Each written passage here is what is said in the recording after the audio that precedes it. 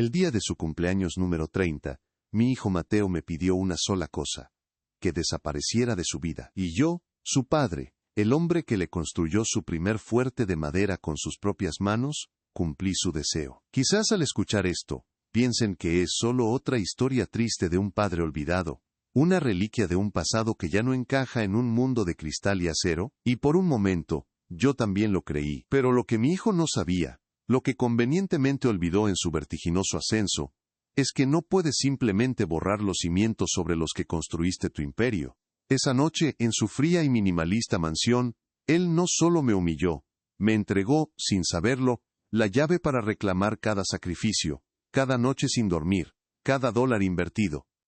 Si te gusta esta historia, por favor dale like a este video, suscríbete al canal y comparte tus impresiones sobre esta historia en los comentarios.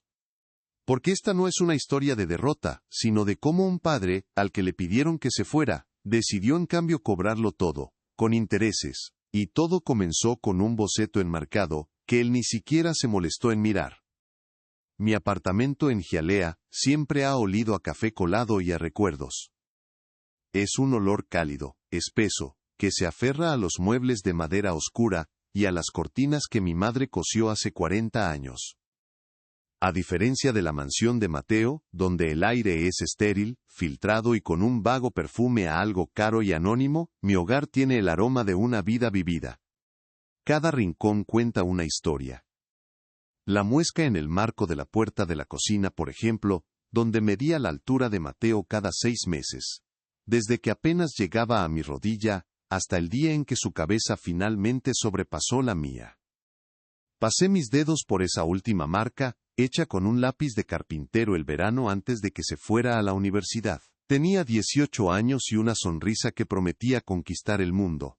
En ese entonces, yo creía que esa conquista me incluía. En la esquina de la sala, cubierta con una lona amarillenta por el tiempo, descansa mi vieja mesa de dibujo. Es una reliquia de otra vida, de un Javier Reyes que soñaba con ser diseñador gráfico, con crear logotipos que definieran marcas y carteles que se convirtieran en arte. Durante un par de años, lo fui. Tenía un pequeño estudio, clientes que apreciaban mi trabajo y la sensación de que estaba construyendo algo propio, pero entonces nació Mateo, y su madre nos dejó. De repente, la inestabilidad de un artista independiente no era una aventura, sino un riesgo. Así que guardé mis lápices, vendí mi estudio y acepté un trabajo en una imprenta. Un trabajo seguro, monótono, con un sueldo fijo que llegaba cada 2 viernes. El olor a tinta y solventes reemplazó al del grafito y el papel de calidad. No me arrepentí. Cada cheque de pago significaba pañales, comida, libros para la escuela, y eventualmente, una computadora, para que mi hijo pudiera hacer sus tareas. La mesa de dibujo se convirtió en un fantasma silencioso de los sueños que empaqué para poder financiar los suyos. Recuerdo las noches que pasábamos en la pequeña mesa de la cocina. Yo llegaba cansado del trabajo, con las manos manchadas de tinta que nunca salía del todo, y él me esperaba con sus libros de cálculo abiertos. A veces nos quedábamos hasta la 1 de la madrugada, con el zumbido del viejo aire acondicionado de ventana como única compañía, mientras yo intentaba recordar teoremas y ecuaciones que no había visto en 20 años. «Lo lograrás, campeón», le decía, mientras le servía otro vaso de leche. Y él lo lograba. Sus calificaciones eran impecables. Sus maestros me decían que tenía un futuro brillante. Yo inflaba el pecho de orgullo, sintiendo que el olor a químicos de la imprenta valía la pena. Sus dibujos de crayón de superhéroes y naves espaciales cubrían el refrigerador, reemplazando cualquier boceto que yo pudiera haber colgado.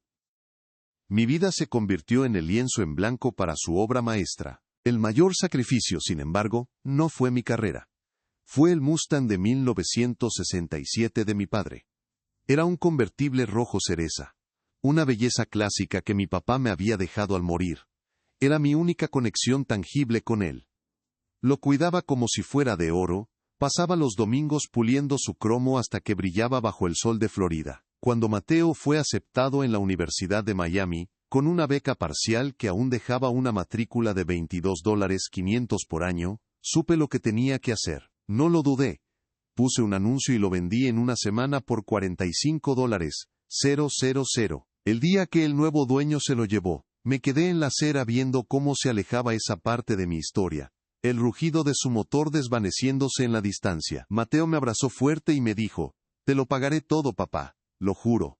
En ese momento sus palabras eran la única moneda que necesitaba. Los primeros años después de su graduación, parecía que cumpliría su promesa. Venía a cenar todos los domingos. Me contaba de sus proyectos, de su ascenso en la empresa tecnológica. Luego conoció a Vanessa. Ella era elegante, educada en el extranjero, y provenía de una familia donde los apartamentos de 2 habitaciones en Hialeah eran algo que solo veían en películas sobre gente trabajadora. Las visitas dominicales se hicieron menos frecuentes. «Estamos muy ocupados, papá», decía Mateo por teléfono. Cuando venían, Vanessa miraba mis muebles con una sonrisa educada pero distante, como un antropólogo estudiando una tribu perdida. Una vez, la escuché susurrarle a Mateo en el pasillo, refiriéndose a un guiso que yo había preparado con orgullo. «¿De verdad creciste comiendo esto?». Él no respondió, solo cambió de tema rápidamente. Esa noche, después de la humillación en su fiesta de cumpleaños, volví a sentarme frente a mi vieja mesa de dibujo. Retiré la lona y el polvo flotó en el aire, visible bajo la luz amarillenta de la lámpara. La superficie de madera estaba llena de pequeñas muescas y manchas de tinta seca, cicatrices de una pasión abandonada. Abrí uno de los cajones. Dentro, debajo de viejas facturas y manuales de electrodomésticos, había una carpeta con los bocetos que le hice cuando era niño. Estaba el de nuestro viejo perro, Rocky, el mismo que le regalé enmarcado esa noche, y que Vanessa había apartado como si fuera basura. Había dibujos de él jugando béisbol, de nosotros dos pescando en el muelle. Cada línea era un testimonio de un amor que él había decidido que ya no encajaba en su vida. Sostuve el dibujo de Rocky en mis manos. El papel era frágil, casi transparente por los años. En ese silencio, rodeado por los fantasmas de todo lo que había sacrificado, no sentí tristeza. Sentí como algo dentro de mí, algo que había estado dormido durante 30 años, comenzaba a despertar. Era la fría y silenciosa furia de un hombre al que le habían quitado todo, sin darse cuenta de que todavía guardaba los recibos. El cambio fue sutil al principio, como una corriente de aire frío que se cuela por debajo de una puerta mal cerrada. Al principio no le prestas atención, pero poco a poco, enfría toda la habitación. Durante el primer año después de que Mateo conoció a Vanessa, las cenas de los domingos continuaron, pero el ambiente se transformó. Ya no eran nuestras noches de ponernos al día, de reírnos de viejos chistes mientras yo servía mi ropa vieja. El plato que le encantaba desde niño, ahora eran una especie de inspección. Vanessa se sentaba en la silla que había sido de mi esposa, con una postura rígida, y sus ojos recorrían mi pequeño apartamento. No decía nada ofensivo directamente, pero su silencio era más elocuente que cualquier palabra. Su mirada se detenía en un pequeño desconchado de la pintura en la pared o en la pila de periódicos viejos junto a mi sillón, y una pequeña sonrisa, casi imperceptible, se dibujaba en sus labios. Mateo, que antes devoraba la comida, ahora comía despacio, observándola de reojo, como si esperara su aprobación. Una noche, mientras recogía los platos, la escuché decir en un susurro desde la sala: «Mateo, querido, ¿no crees que tu padre se merece algo mejor? Este lugar es deprimente». La palabra me golpeó como una piedra. Deprimente. Este lugar, donde cada objeto guardaba el eco de una risa de mi hijo, donde la luz del atardecer entraba por la ventana exactamente de la misma forma que cuando él hacía sus deberes en la mesa de la cocina. Sentí un nudo en la garganta. Salí de la cocina secándome las manos en un trapo. Mateo me miró, con una expresión incómoda. «Papá, lo que Vanessa quiere decir es que…». «Bueno, ahora que me va bien, podríamos ayudarte. Podríamos encontrar un lugar para ti en un condominio más nuevo. En Brickell quizás. Con seguridad, con piscina». Lo dijo como si me estuviera ofreciendo un premio, como si la idea de arrancarme de mis raíces fuera un acto de generosidad. Miré alrededor de mi sala. Vi la foto enmarcada de mi esposa en la repisa, el sofá donde le leía cuentos a Mateo hasta que se quedaba dormido, el olor a café y a hogar que impregnaba el aire. Estoy bien aquí, hijo, respondí, con una calma que no sentía. Esta es mi casa. Vanessa suspiró, un sonido casi inaudible de impaciencia. Pero Javier, piensa en las apariencias. Cuando tengamos hijos, ¿dónde los traeremos? ¿Aquí? La forma en que dijo aquí hizo que sonara como un barrio bajo, un lugar contaminado. Mateo no dijo nada para defenderme. Simplemente se encogió de hombros y dijo, solo es una idea, papá. Pero la semilla ya estaba plantada. Yo era un problema que necesitaba ser solucionado. Una vieja pieza de mobiliario, que ya no combinaba con su nueva decoración. Las grietas se hicieron más profundas en la primera Navidad que pasaron como pareja comprometida. Me invitaron a la casa de los padres de Vanessa en Coral Gables, una mansión que parecía sacada de una revista de arquitectura. Me sentí como un extraño en una tierra extranjera. Les llevé un regalo que había hecho con mis propias manos, una pequeña caja de madera de cedro, tallada con las iniciales de ambos. Me tomó 3 semanas hacerla, trabajando por las noches en mi pequeño balcón.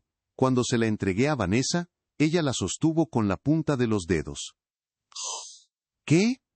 Artesanal, dijo, y la dejó a un lado en una mesa auxiliar, donde fue rápidamente sepultada bajo regalos envueltos en papel brillante de marcas de lujo. Más tarde esa noche, vi a Mateo abrir el regalo de sus futuros suegros. Un reloj Rolex que costaba más de lo que yo ganaba en un año. Él lo miró con asombro y les dio un abrazo que duró casi 1 minuto. A mí, por la caja de cedro, me había dado una palmada en la espalda.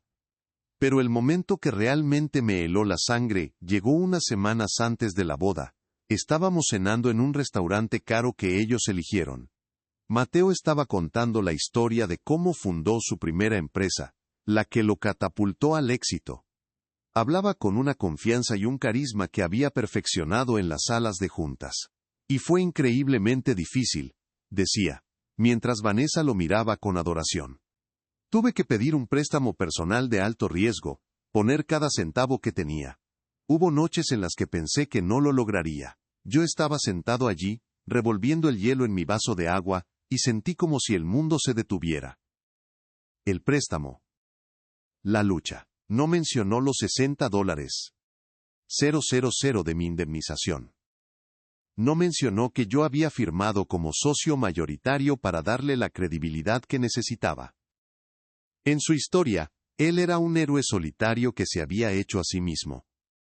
Yo ni siquiera era un personaje secundario. Era una escena eliminada. Lo miré a los ojos a través de la mesa, esperando. Esperando que me mirara, que hiciera un guiño, que me incluyera en su leyenda. Pero sus ojos pasaron por encima de mí, fijos en su prometida, en su brillante futuro. En ese momento, en medio del murmullo de los comensales y el tintineo de los cubiertos de plata, me di cuenta de que mi hijo no solo me estaba olvidando. Me estaba borrando activamente. Y lo peor de todo es que lo estaba haciendo con una sonrisa en el rostro. El timbre sonó el jueves siguiente, un sonido agudo y discordante que cortó el silencio espeso de mi apartamento. No esperaba a nadie. Por un momento, pensé en no abrir. Desde la fiesta de Mateo me había movido por mi casa como un fantasma, el eco de sus palabras rebotando en las paredes. Quiero que desaparezcas, pero la insistencia del timbre, 2 toques cortos y uno largo, me dijo quién era. Era el código que usábamos cuando él era un niño y olvidaba sus llaves. Mi corazón dio un vuelco estúpido y lleno de esperanza. Quizás venía a disculparse. Quizás todo había sido un error, una borrachera de éxito y champán caro. Abrí la puerta, y la esperanza murió tan rápido como había nacido. Mateo estaba allí sí, pero no estaba solo. Vanessa estaba a su lado, con un abrigo de diseñador que probablemente costaba más que mi alquiler de 3 meses, y unos lentes de sol tan grandes que parecían un escudo. No me miraban a los ojos, miraban por encima de mi hombro, hacia el interior de mi hogar, como si evaluaran una propiedad en ejecución hipotecaria. Papá, dijo Mateo, su voz sin inflexión. ¿Podemos pasar? Necesitamos hablar. No esperaron mi respuesta. Simplemente entraron, trayendo consigo una ráfaga de aire frío y el perfume caro de Vanessa, un aroma floral y químico que luchaba contra el olor a café de mi cocina y perdía. Se sentaron en el sofá, el mismo sofá donde le había leído a Mateo cientos de cuentos antes de dormir. Se sentaron en el borde, con la espalda recta, como si temieran que la tela gastada pudiera manchar su ropa. Yo permanecí de pie, sintiéndome un extraño en mi propia sala. Vanessa sacó una carpeta de cuero de su bolso y la colocó sobre la mesita de centro, junto a un portavasos de corcho, que tenía una mancha de café con la forma del estado de Florida. El gesto fue deliberado, como el de un abogado presentando una prueba. «Papá, hemos estado pensando», comenzó Mateo sin mirarme.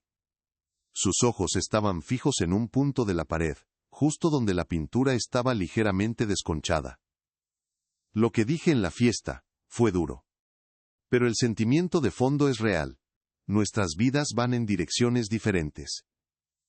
Hizo una pausa, y Vanessa le dio un pequeño codazo, casi imperceptible. Y hemos encontrado una solución, una que es buena para todos. Abrió la carpeta. Dentro, había folletos brillantes. Mostraban edificios modernos con césped perfectamente cuidado y personas mayores sonriendo, jugando a las cartas o haciendo aeróbicos acuáticos. «Se llama The Palm Senior Living», dijo Vanessa, su voz con un tono falsamente dulce, como si le estuviera hablando a un niño. «Está en Boca Ratón. Tienen un campo de golf, 3 piscinas, atención médica las 24 horas, es de primera categoría. Hemos pagado el depósito de $5,000 para una de las mejores unidades, un apartamento de una habitación con vista al lago». Me quedé en silencio, procesando la información. No me estaban visitando, me estaban desalojando. Estaban tratando de empaquetar mi vida y enviarla a un código postal más conveniente para ellos. «Yo no necesito atención médica las 24 horas», dije finalmente, mi voz sonando ronca. «Tengo 62 años, no 92. Trabajo todos los días». Fue entonces cuando Vanessa dejó caer la fachada. Se quitó los lentes de sol y me miró con una frialdad que me heló los huesos. «Javier, seamos honestos. Este lugar es una reliquia, es un ancla. Cada vez que Mateo viene aquí, retrocede, lo arrastras a un pasado del que ha trabajado muy duro para escapar». Sus palabras eran precisas, afiladas, diseñadas para cortar. Miré a mi hijo, esperando que la defendiera, que dijera algo. Cualquier cosa, pero él solo asintió lentamente. «Papá, ella tiene razón», dijo Mateo en voz baja. «Es hora de seguir adelante. Venderemos el apartamento. Con el dinero de la venta, y un poco que pondremos nosotros, tendrás más que suficiente para vivir cómodamente en The Palms por el resto de tu vida. Sin preocupaciones». Sacó un documento de la carpeta. «Un contrato. Solo tienes que firmar aquí. Nos das el poder notarial para gestionar la venta y tus finanzas. Lo haremos todo rápido y limpio. Para el 15 del próximo mes, podrías estar instalado en tu nuevo hogar». Ahí estaba, la exigencia final. No solo querían que desapareciera de su vida social, querían borrar la evidencia de mi existencia. Liquidar mi casa, mis muebles, mis recuerdos. Convertir 30 años de sacrificio en una transacción inmobiliaria y un número de cuenta bancaria que ellos controlarían. Miré el papel, luego a mi hijo. Busqué en sus ojos al niño que me había prometido que siempre me cuidaría. No estaba allí. Solo había un extraño con su cara. Un extraño que me veía no como un padre, sino como un último cabo suelto. No exploté. No grité. Algo dentro de mí se rompió pero no hizo ruido. Fue un quiebre limpio y silencioso. La tristeza que me había ahogado durante una semana se evaporó, reemplazada por una calma gélida. Empujé la carpeta suavemente sobre la mesa, de vuelta hacia ellos. Mi mano no tembló. «No», dije. La palabra fue tan silenciosa que por un segundo pensé que no la había dicho en voz alta. Pero la oyeron. Las expresiones de sus caras cambiaron de una confianza condescendiente a una pura irritación. «No seas ridículo, papá», espetó Mateo. Me di la vuelta y caminé hacia la puerta. La abrí. El sol de la tarde entraba, iluminando las partículas de polvo en el aire. Me quedé allí, sosteniendo el pomo y los miré. «Creo que ya es hora de que se vayan de mi casa». Mi voz era tranquila, pero tenía un peso que nunca antes habían escuchado. Se levantaron, desconcertados por mi falta de emoción. Vanessa recogió su carpeta con un movimiento brusco. Mientras pasaban junto a mí para salir, Mateo se detuvo. «Cometerás un error, papá». Yo no respondí, simplemente cerré la puerta detrás de ellos y eché el cerrojo. El clic del metal resonó en el apartamento silencioso. No era el sonido de un final, era el sonido de un comienzo. Cuando la puerta se cerró, el sonido del cerrojo al encajar en su lugar fue definitivo.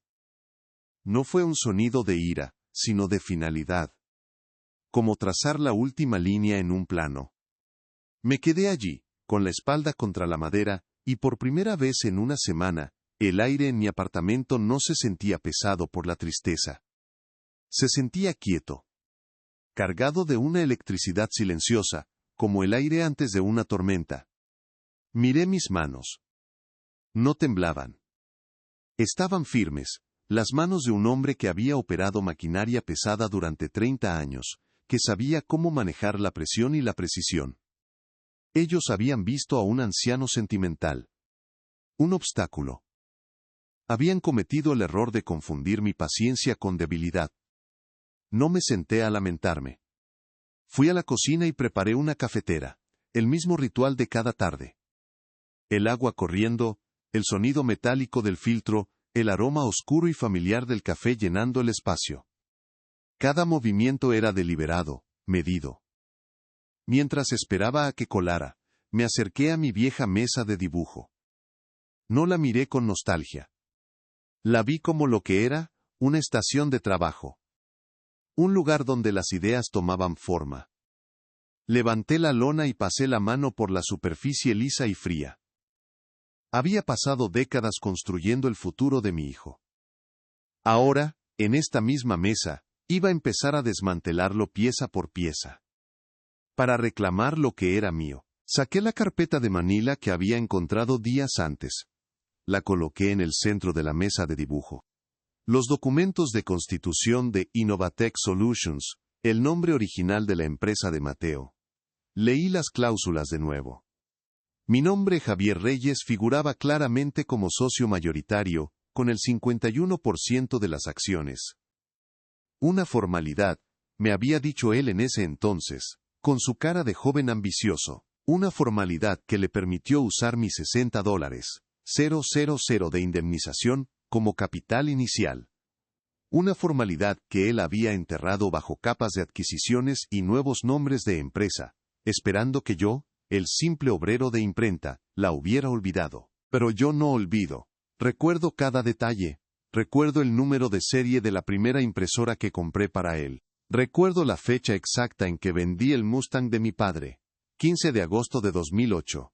Y recuerdo perfectamente la firma que estampé en ese documento. Ellos no iban a ver esto venir. Esperaban lágrimas, súplicas, quizás una llamada telefónica llena de reproches. Estaban preparados para una batalla emocional.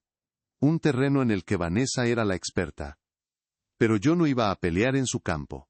Iba a llevar la guerra a un lugar que ellos, en su arrogancia, creían dominar. El de los números, los contratos y las consecuencias legales. Serví mi café en mi taza de siempre, la que tenía una pequeña grieta cerca del asa. El vapor subía en espirales lentas. No había prisa. Un buen plan, como un buen diseño, requiere paciencia y una mano firme. Y yo tenía ambas. Mi primer movimiento no fue una llamada telefónica airada ni una carta escrita con el corazón roto. Fue un acto de organización metódica. Al día siguiente, con el sol de la mañana entrando a través de las persianas, convertí mi mesa de dibujo en un centro de comando. Coloqué los documentos de constitución de Innovatech Solutions en el centro. A su lado puse cada recibo que pude encontrar de los gastos de la Universidad de Mateo, cada estado de cuenta bancario que mostraba las transferencias que le hice cuando apenas comenzaba. No buscaba compasión, buscaba datos. Hechos fríos e innegables. Pasé 2 días enteros en esa tarea. Bebiendo café negro y comiendo apenas. Impulsado por una energía que no había sentido en años. El olor a papel viejo y tinta de impresora se mezclaba con el del café. el aroma de mi vieja vida alimentando la nueva. Mi primer contacto no fue con un abogado de un rascacielos de cristal en Brickell. Fue con Alberto Mendoza, un abogado de inmigración y planificación patrimonial, cuya pequeña oficina estaba a 3 cuadras de mi apartamento, encima de una panadería cubana. Lo conocía de vista, un hombre de mi edad, con un bigote canoso y una sonrisa cansada. Le pagué $350 en efectivo, por una consulta de 1 hora el lunes por la mañana. Su oficina olía a archivos viejos y a pastelitos de guayaba que subían desde el piso de abajo. Le presenté el documento de constitución sin decir una palabra sobre la pelea con mi hijo. Solo le pregunté sobre su validez. Alberto se puso sus anteojos de lectura y examinó el papel bajo la luz de su lámpara de escritorio. Lo leyó una vez, luego otra. Levantó la vista hacia mí, sus ojos muy abiertos. «Señor Reyes», dijo, su voz un susurro. «Esto no es solo un documento. Esto es una bomba atómica.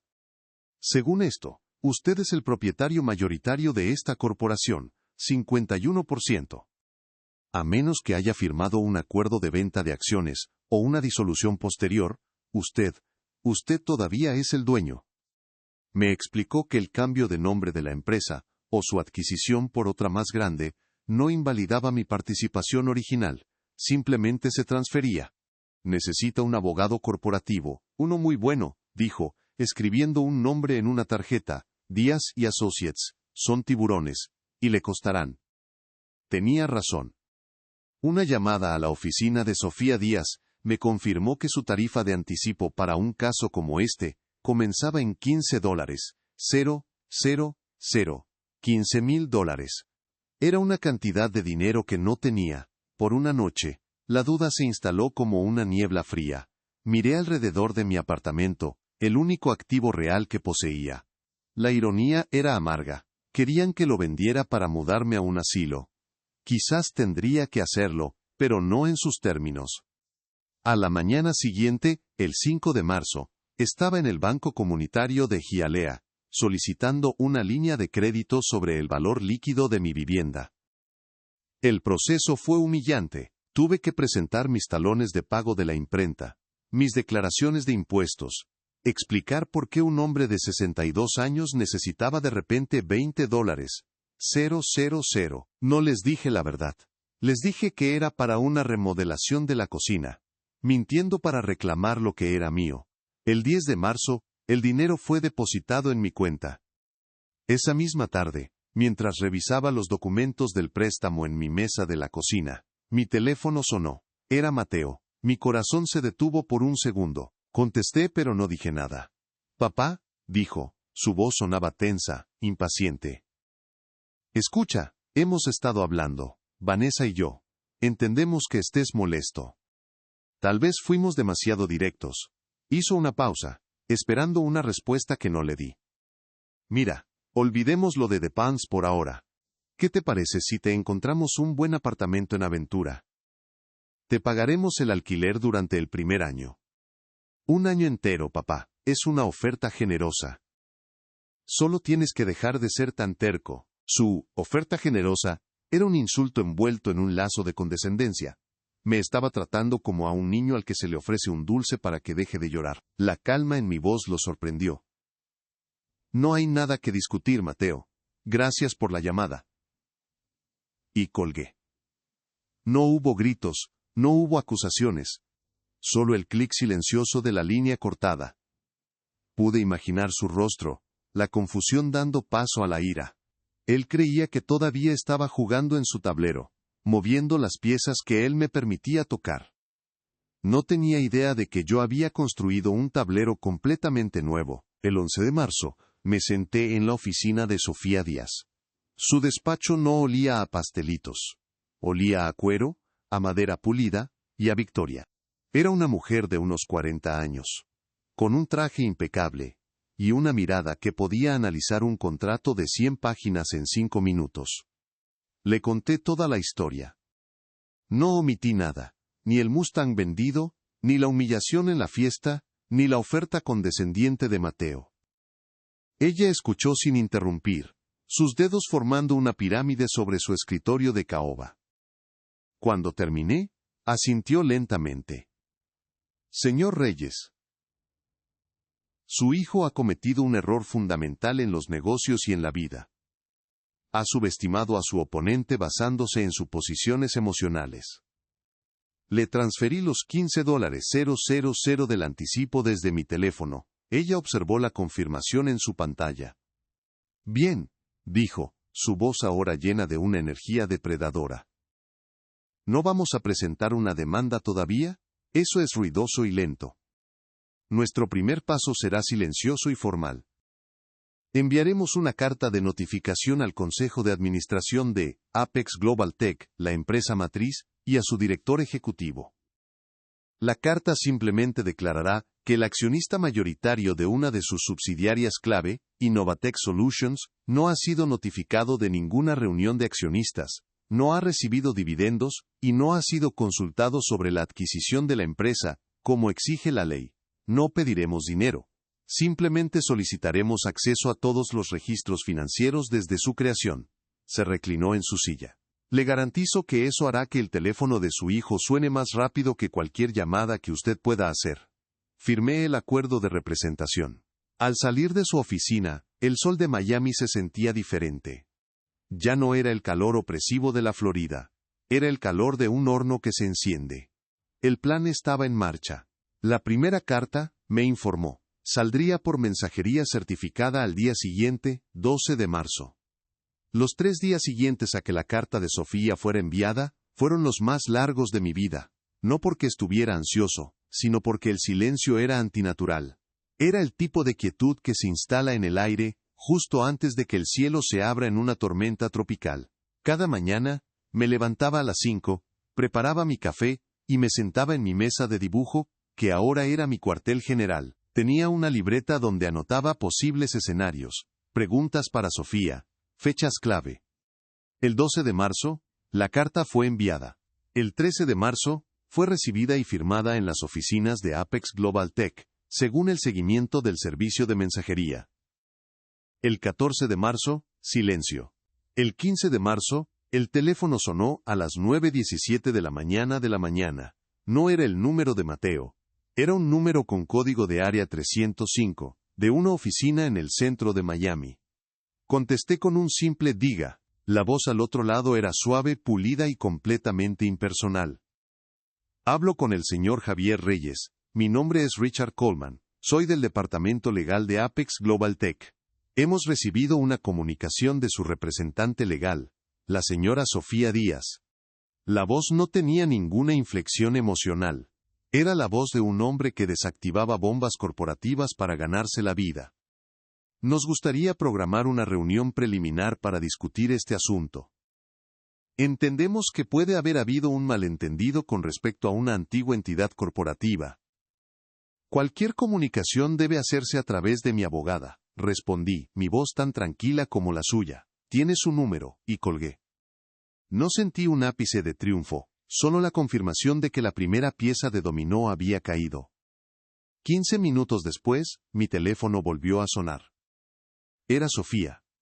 Javier, acabamos de recibir la llamada. Quieren reunirse mañana. Quieren que yo vaya sola. Hizo una pausa. Esto es estándar. Intentarán evaluarme, ver si somos serios, y probablemente harán una primera oferta para que esto desaparezca discretamente. Te llamaré inmediatamente después. Pasé el resto del día trabajando en la imprenta. El ruido rítmico de las máquinas era un consuelo.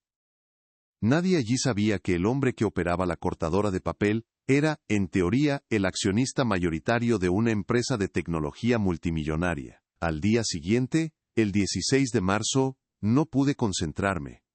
Cada vez que mi teléfono vibraba, mi corazón daba un salto. Finalmente, a las 3:45 de la mañana de la tarde, llamó Sofía. Ok, ya salí, dijo, y pude escuchar el ruido del tráfico de fondo. Fue exactamente como lo predije.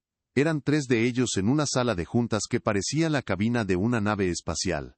Me ofrecieron un acuerdo. ¿Cuánto?, pregunté, aunque ya sabía que no importaba. $150,000, respondió ella. $150.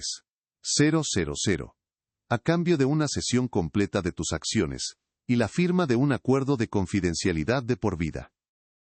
Dijeron que era una cuenta fida para sí con me cuenta los Roxos, gesto de buena voluntad, para evitar litigios costosos por un reclamo que consideran, tenue, varas. Me reí, un sonido seco y sin alegría. $150,000. Era una fortuna para mí, pero para ellos era el equivalente a la cuenta del servicio de catering de su fiesta de Navidad. Era dinero para callarme. ¿Qué les dijiste?, le pregunté. Les dije que tu interés principal no es financiero, sino de gobierno corporativo. Les informé que como accionista mayoritario, tienes derecho a una auditoría completa. Y les di nuestra contraoferta. ¿Y cuál fue?, pregunté, sintiendo una oleada de adrenalina. Nuestra contraoferta fue simple, dijo Sofía, y pude sentir su sonrisa a través del teléfono. Acceso irrestricto a todos los libros contables, actas de reuniones del Consejo, informes de dividendos y registros de compensación ejecutiva de Innovatech Solutions desde su fundación el 22 de octubre de 2015. Les di un plazo de 10 días hábiles para empezar a proporcionar la documentación. Hasta el 30 de marzo. El silencio que siguió en la línea fue elocuente. No habíamos pedido dinero, habíamos pedido la verdad.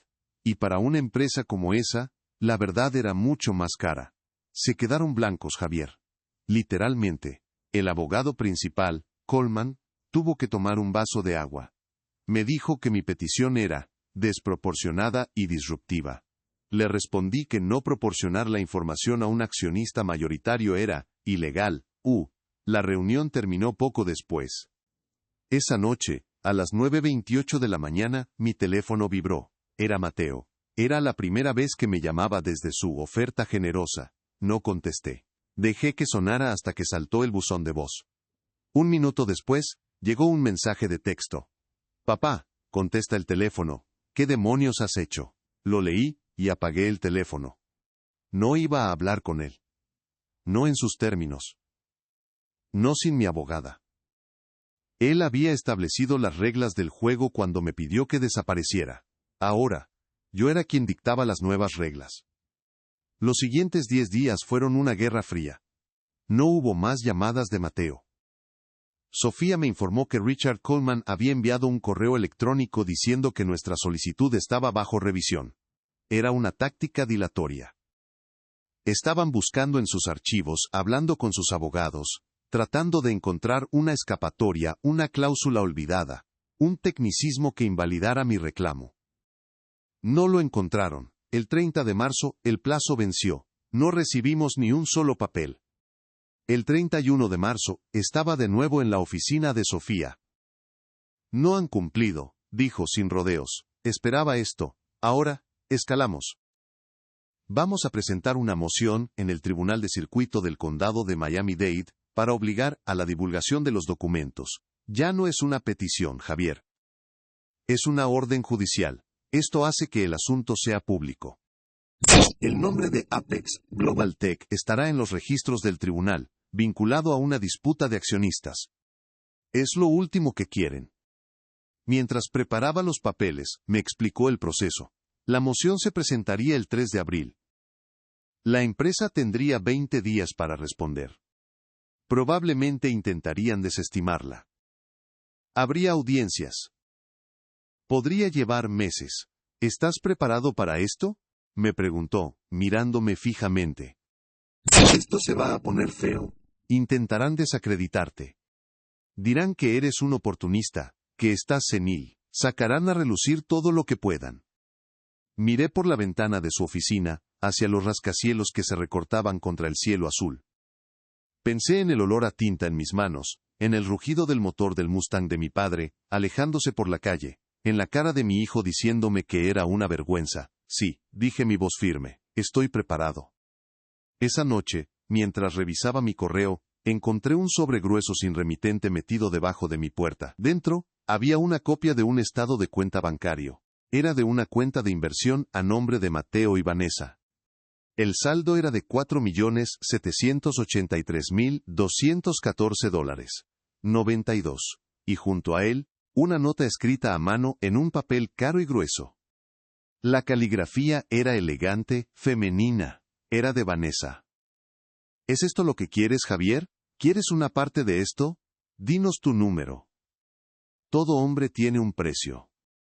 Incluso uno que finge tener principios. Sostuve el papel en mis manos. Era un intento de soborno, torpe y arrogante. Un último intento de resolver esto con dinero, de reducir 30 años de mi vida a una transacción. No me enfureció. Al contrario, me dio una claridad absoluta. Ellos no entendían. Nunca lo harían. No se trataba del dinero. Se trataba del borrado, de la negación de mi existencia en la historia que él contaba sobre sí mismo. Fui a mi mesa de dibujo, tomé el dibujo enmarcado de Rocky que me habían devuelto, y lo colgué en la pared, justo frente a mi sillón. Luego, metí el estado de cuenta y la nota de Vanessa en un sobre. A la mañana siguiente, se lo dejaría en el buzón a Sofía. Era una prueba más. Una prueba de su desesperación. El plan seguía su curso. Y ellos seguían cayendo en cada trampa que les ponía, simplemente siendo ellos mismos. Si te ha gustado esta historia, no olvides dejar tu like, suscribirte al canal y escribir en los comentarios qué te ha parecido. Quiero saber tu opinión. Aquí siempre encontrarás historias que emocionan, sorprenden y traen lecciones para la vida. El papel se sentía pesado en mi mano, grueso y caro, como si el propio material quisiera transmitir la importancia del dinero que representaba. La nota de Vanessa no era una rama de olivo, era una amenaza velada, una prueba de su arrogancia. Creían que podían comprar mi silencio, que mi dignidad tenía un precio listado en un estado de cuenta. No me enfadé. La ira es una emoción caliente y desordenada. Lo que sentí fue una especie de confirmación fría y dura. Eran exactamente quienes yo pensaba que eran. Deslicé la nota y el extracto bancario en un sobre limpio de Manila. A la mañana siguiente de camino al trabajo lo dejé en el buzón de la oficina de Sofía con una simple nota pegada. Para el archivo, Javier. No necesitaba decir más. Ella entendería que esto no era una oferta, sino una pieza de evidencia. La moción fue presentada en el tribunal el 3 de abril, exactamente como Sofía había planeado. El acto de llevar nuestro conflicto familiar a los registros públicos fue como encender una bengala en una noche oscura. Ya no era un asunto privado que pudiera resolverse con susurros en salas de juntas o notas anónimas dejadas bajo la puerta. Ahora, el nombre de Apex Global Tech estaba oficialmente ligado a una disputa con un accionista fundador. Por una semana, el silencio que siguió fue denso, expectante.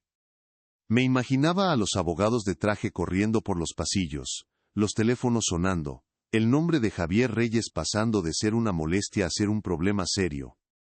Sabía que Mateo no tardaría en reaccionar. No podía soportar perder el control.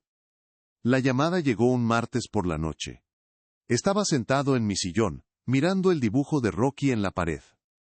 El teléfono sonó, y el nombre de Mateo apareció en la pantalla. Lo dejé sonar. Un minuto después, volvió a llamar. De nuevo lo ignoré. A la tercera vez, contesté, pero me mantuve en silencio. «Papá», dijo, y su voz no era la del ejecutivo tranquilo y seguro. Estaba tensa, a punto de romperse. «Papá. Tenemos que hablar». «Ahora». «No tengo nada que hablar contigo, Mateo», respondí con calma. «Cualquier comunicación debe hacerse a través de nuestros abogados». «Al diablo con los abogados», espetó, su voz subiendo de volumen. «Esto es sobre nosotros, sobre la familia. ¿Qué estás tratando de hacer? ¿Quieres arruinarme?» «Tú hablaste de familia la noche que me pediste que desapareciera», dije, mi voz sin una pizca de emoción. «Estoy cumpliendo tu deseo». «Buenas noches, Mateo». Y colgué antes de que pudiera responder. Sabía que eso no sería el final. Era solo el principio de su desesperación. 2 días después, el jueves por la tarde, llamaron a mi puerta. No fue el timbre. Fueron 3 golpes secos, duros, impacientes. Miré por la mirilla. Era él. Solo, su cabello, normalmente perfecto, estaba ligeramente desordenado. No llevaba corbata y el cuello de su camisa estaba desabrochado. Parecía un hombre que no había dormido. Abrí la puerta y me hice a un lado, sin decir una palabra. Entró como una ráfaga de viento, sus ojos recorriendo la habitación como si buscara micrófonos ocultos. Se detuvo en el centro de la sala, dándome la espalda. «¿Cuánto?», dijo finalmente, su voz era un gruñido bajo. «¿Cuánto quieres para detener esta locura?». Me senté en mi sillón, el que estaba frente al dibujo de Rocky, crucé las piernas. «No se trata de dinero, Mateo». Se giró para mirarme, y vi en su cara una furia que nunca antes le había visto. «Por supuesto que se trata de dinero, todo se trata siempre de dinero». «¿Crees que no sé lo que estás haciendo? Viste mi estado de cuenta, viste el de Vanessa, y ahora quieres tu parte». Un viejo amargado, que quiere sacar provecho del éxito de su hijo. Dejé que sus palabras flotaran en el aire entre nosotros. Eran feas, venenosas, pero también eran reveladoras. Él realmente creía eso. En su mundo no existía otra motivación que la codicia. «El documento que firmé en 2015 te dio el capital para empezar», le recordé suavemente. «Te dio el 51% del control de la empresa. Nunca me lo agradeciste. Simplemente lo borraste de tu historia». Él soltó una risa, un sonido áspero y sin alegría. «Oh, por favor, eran $60,000. ¿Crees que eso construyó esto?», dijo, gesticulando salvajemente, como si las paredes de mi pequeño apartamento no pudieran contener la magnitud de su imperio.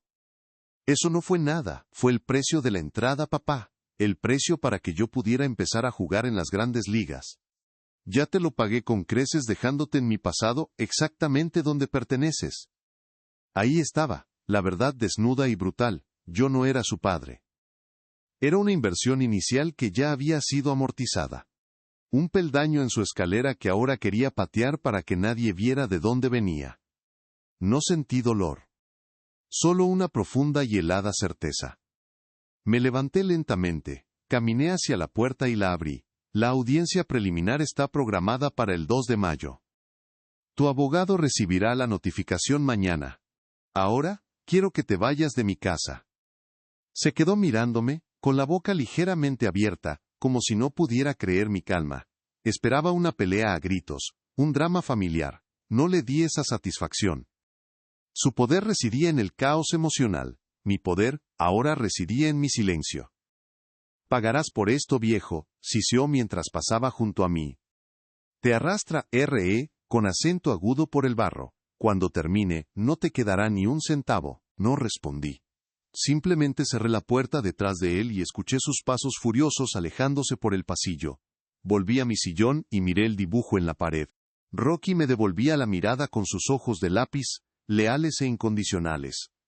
Mateo creía que la batalla se libraría con dinero y abogados feroces. Estaba equivocado. La batalla ya estaba ganada, porque él había revelado su alma, y estaba vacía. Y yo por primera vez me sentía completamente lleno.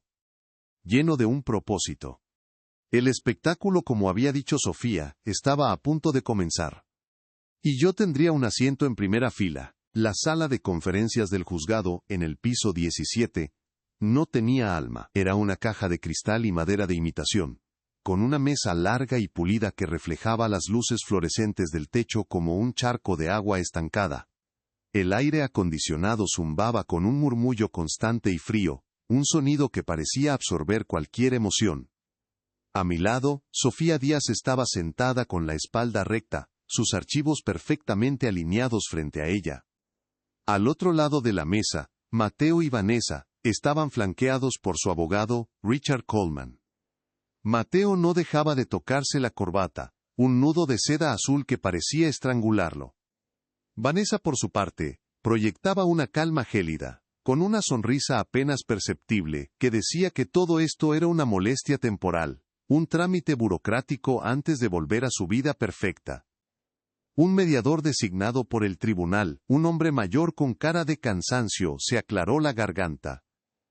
«Señor Coleman, ya que su cliente solicitó esta sesión de mediación, puede comenzar». Coleman asintió, con la confianza de un hombre acostumbrado a ganar. «Gracias». «Señor Reyes», dijo, dirigiéndose a mí por primera vez, aunque sus ojos no se encontraron con los míos.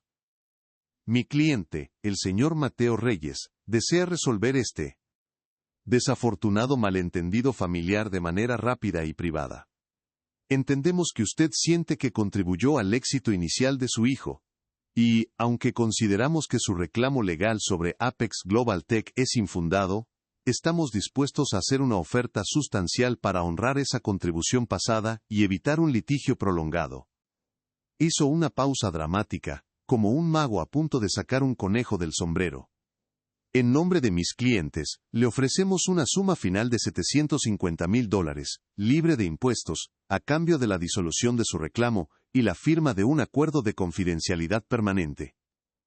El número quedó flotando en el aire frío de la habitación. Vanessa le dirigió a Mateo una mirada de suficiencia. Era una cantidad de dinero que cambiaba la vida. Era su forma de decir, toma el dinero y vuelve a tu agujero. Me quedé en silencio. Miré a Sofía. Ella no me miró a mí, sino que se dirigió directamente a Coleman. Rechazamos la oferta, dijo, su voz era tan plana y dura como la superficie de la mesa. La sonrisa de Vanessa vaciló. La mandíbula de Mateo se tensó. Señorita Díaz, quizás su cliente no comprende, empezó Coleman, pero Sofía lo interrumpió, levantando una mano. Oh, mi cliente comprende perfectamente. Comprende que los $750,000 son una fracción del valor de su 51% de las acciones. Comprende que esta oferta es un intento de encubrir años de fraude corporativo y exclusión ilegal de un accionista mayoritario, y también comprende que tiene en su poder pruebas de que sus clientes intentaron sobornarlo para que guardara silencio. Con un movimiento deliberado, deslizó una copia de la nota de Vanessa sobre la mesa. Richard Coleman la miró, y su rostro perdió todo el color. Mi cliente no está aquí por un cheque de liquidación, señor Coleman, continuó Sofía, su voz ganando fuerza. Está aquí por lo que se le debe. Y tenemos dos caminos para resolver esto hoy. El primero. Sus clientes proceden a una recompra de las acciones del señor Reyes, valoradas no en su precio original, sino en su valor actual dentro de la estructura de Apex Global Tech, lo cual, según nuestros analistas, asciende a una cifra conservadora de $32 millones. Un jadeo ahogado escapó de los labios de Vanessa. Mateo se quedó mirando fijamente la mesa, como si pudiera hacer un agujero en ella con la mirada. Oh, dijo Sofía dejando que la palabra resonara, está la segunda opción. El señor Reyes está dispuesto a ceder la totalidad de sus acciones a su hijo, por la suma simbólica de $1. La confusión se apoderó de los rostros de Mateo y Vanessa. Coleman la miraba con incredulidad. A cambio, añadió Sofía, de dos condiciones. Primero, una disculpa pública y completa, redactada por nosotros y publicada a toda página en el Miami Herald y el Wall Street Journal, donde Mateo Reyes reconoce que el capital inicial, la estrategia y el fundamento de su empresa fueron proporcionados por su padre Javier Reyes. Y segundo, que el 20% de las acciones cedidas se coloquen en un fideicomiso irrevocable para financiar becas universitarias para estudiantes de bajos recursos de Hialeah, administrado por una junta en la que el señor Reyes tendrá un puesto vitalicio. El silencio que siguió fue absoluto. La trampa se había cerrado. No se trataba del dinero. Se trataba de la verdad. Se trataba de destruir la narrativa del hombre hecho a sí mismo que Mateo había construido sobre mis cimientos. Fue él quien se rompió primero. Se puso de pie de un salto. La silla chirrió hacia atrás. Su rostro estaba rojo, sus ojos desorbitados. «Jamás», gritó, señalándome con un dedo tembloroso. «Nunca. ¿Me oyes? Preferiría quemar la empresa hasta los cimientos antes que darte esa satisfacción. Eres un don nadie, un viejo resentido que intenta robar mi éxito». Yo no me moví. Dejé que su veneno llenara la sala, que todos vieran al niño mimado detrás del traje de ejecutivo. Mientras él seguía gritando, yo lo miré directamente a los ojos por primera vez ese día. Cuando finalmente se quedó sin aliento, con el pecho agitado, hablé. Mi voz era baja, tranquila, pero cortó el aire como un cuchillo. Tú me pediste que desapareciera Mateo, dije, y lo hice. Esto es lo que queda cuando borras a una persona de tu vida, los hechos, los contratos, la verdad en papel. Hice una pausa, dejando que mis palabras se asentaran. Ahora tienes una elección, tu dinero o tu historia. tu imperio o tu orgullo. Pero ya no puedes tener ambos. Me levanté, ajusté mi chaqueta y miré a Sofía. Hemos terminado aquí. Salimos de la sala, dejándolos atrás en el silencio helado, con las ruinas de su arrogancia esparcidas sobre la mesa pulida. Por el reflejo del cristal de la puerta, vi a Mateo desplomarse en su silla, su rostro entre las manos. Había perdido. Y lo sabía. El sol de Miami nunca se había sentido tan cálido. Al salir del edificio del juzgado, el aire húmedo y espeso de la ciudad me envolvió, un marcado contraste con la frialdad artificial de aquella sala de conferencias. No sentí euforia ni un deseo de celebrar, lo que sentí fue algo mucho más profundo: silencio. El ruido que había llenado mi cabeza durante meses, el eco de la humillación, la ira fría, la planificación meticulosa, todo se había desvanecido. Por primera vez en 30 años, mi futuro no estaba atado al de nadie más. Era una página en blanco, y yo tenía el lápiz. 2 semanas después, Sofía me llamó. Ya está hecho, Javier. El fideicomiso está establecido. La primera beca Reyes se otorgará el próximo otoño. No le pregunté por la disculpa. No necesitaba hacerlo. Al día siguiente, en la página 7 del Miami Herald, había un recuadro. No era grande, pero estaba allí. Unas pocas líneas de texto corporativo, cuidadosamente redactadas por abogados, reconociendo mi contribución fundamental en los primeros días de la empresa. No era la confesión apasionada que uno ve en las películas, pero era la verdad impresa en blanco y negro para que el mundo la viera. Era la firma de Mateo en el documento de su rendición. Mi vida no cambió de la noche a la mañana. No compré un auto deportivo ni me mudé a un penthouse en la playa. El dinero del acuerdo, una suma que todavía me cuesta comprender, se quedó en su mayor parte en una cuenta de inversión manejada por un tipo aburrido que Sofía me recomendó. Lo primero que hice fue algo mucho más simple. Fui a mi jefe en la imprenta, le di las gracias por 30 años de trabajo y le entregué mi renuncia. El olor a tinta y solventes, que se había pegado a mi piel durante décadas, finalmente comenzó a desvanecerse. Mi apartamento en Hialeah sigue oliendo a café colado, pero ahora hay un nuevo aroma mezclado, el del grafito de los lápices y el del aceite de linaza para limpiar pinceles. La vieja mesa de dibujo ya no está cubierta por una lona. Su superficie de madera está llena de nuevos bocetos. No diseño logotipos para empresas. Dibujo los rostros de la gente en el parque, las palmeras doblándose con el viento, las viejas fachadas de los edificios de Art Deco. El dibujo de Rocky sigue colgado en la pared, justo frente a mi sillón. Ya no lo miro con una punzada de dolor o un nudo de ira. Ahora, cuando lo veo, sonrío. Ya no es un símbolo de un regalo rechazado, sino un recordatorio de que el amor verdadero, el que se da sin esperar nada a cambio, no se puede borrar ni vender. Es la única parte de mi pasado con Mateo que decidí conservar, no como una cicatriz, sino como un testimonio de quién era yo antes de él, y de quién he vuelto a ser. Mateo obtuvo su deseo, desaparecí de su vida, y al hacerlo me encontré a mí mismo. Descubrí que los cimientos que construí no eran para su imperio, sino para mi propia fortaleza. Algunos podrían llamar a lo que hice venganza, yo lo llamo contabilidad. Simplemente cobré una deuda que llevaba 30 años pendiente, no en dinero, sino en verdad. Y la verdad, a diferencia del dinero, no pierde su valor. Te libera. Durante 30 años, creí que mi único propósito era ser el cimiento invisible del imperio de mi hijo. Sacrifiqué mis sueños, mi arte, mi propia historia, para que él pudiera escribir la suya con letras de oro. Cuando me pidió que desapareciera, en medio del lujo que yo ayudé a crear, entendí la lección más dura. El sacrificio sin dignidad es una forma lenta de borrarse a uno mismo. Mi plan no fue una venganza, fue un acto de autorreclamación.